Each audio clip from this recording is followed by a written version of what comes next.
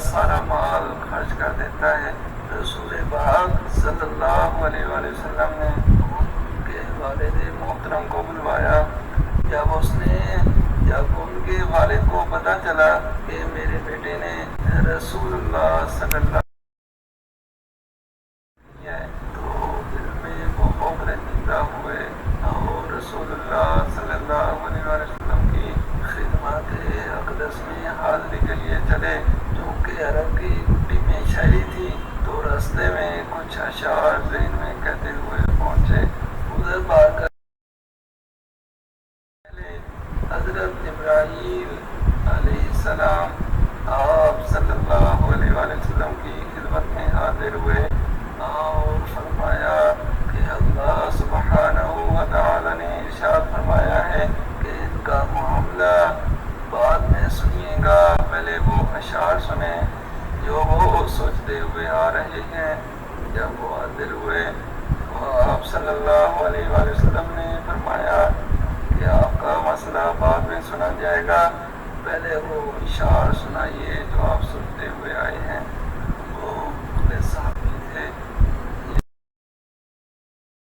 وہ اشعار ابھی میری زبان سے ادا بھی نہیں ہوئے، میرے کانوں نے بھی ابھی نہیں سنے، اور آپ کے رب نے وہ بھی سن لیے اور آپ صلی اللہ علیہ وسلم کو بتا بھی دیا۔ آپ صلی اللہ علیہ وسلم نے ارشاد فرمایا وہ کیا اشعار تھے، ہمیں بھی سنائے۔ ان صحابی نے اشعار پڑھنے شروع کیے۔ آپ کو ان کا آسان ترجمہ بتانے کی کوشش کرتے ہیں، کیونکہ جو اشعار تھے اور جس اعلیٰ پائے کے تھے اور جو جذبات کی کیفیت تھی، ان کی صحیح ترجمانی اردو میں مشکل ہے۔ بہرحال اشعار کچھ اس طرح کے تھے: اے میرے بیٹے، جس نے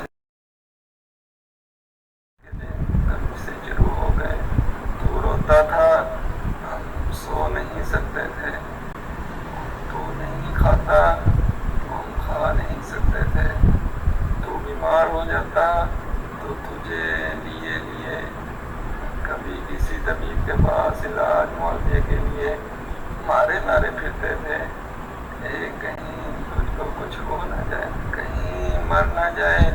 حالانکہ موت الگ چیز ہے اور بیماری تو الگ چیز ہے۔ میں تجھے گرمی سے بچانے کے لیے میں دن رات کام کرتا رہا، ٹھنڈ سے بچانے کے لیے میں نے پتھر توڑے، تغاریاں اٹھائیں کہ میرے بچے کو گرمی مل جائے۔ جو کمایا تیرے لیے، جو بچایا تیرے لیے، تیری جوانی کے خواب دیکھنے کے لیے میں نے دن رات اتنی محنت کی کہ اب میری ہڈیاں تک کمزور ہو گئی ہیں، لیکن تو گھڑیال جوان ہو گیا ہے۔ پھر مجھ پہ خزانے تیرے ڈال دیے، لیکن تجھ پہ بہار آ گئی، میں چپ گیا، تو سیدھا ہو گیا۔ اب میری خواہش اور امید پوری ہوئی کہ اب تو ہرا بھرا ہو گیا ہے، چل اب زندگی کی آخری سانسیں تیری چھاؤں میں بیٹھ کر گزاروں گا۔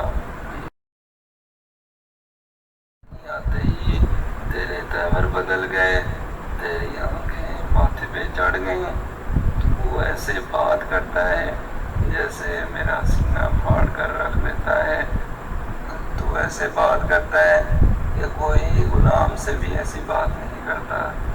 پھر میں نے اپنی ساری زندگی کی محنت کو جھٹلا دیا کہ میں تیرا باپ نہیں، نوکر ہوں، نوکر کو بھی کوئی ایک وقت کی روٹی دے ہی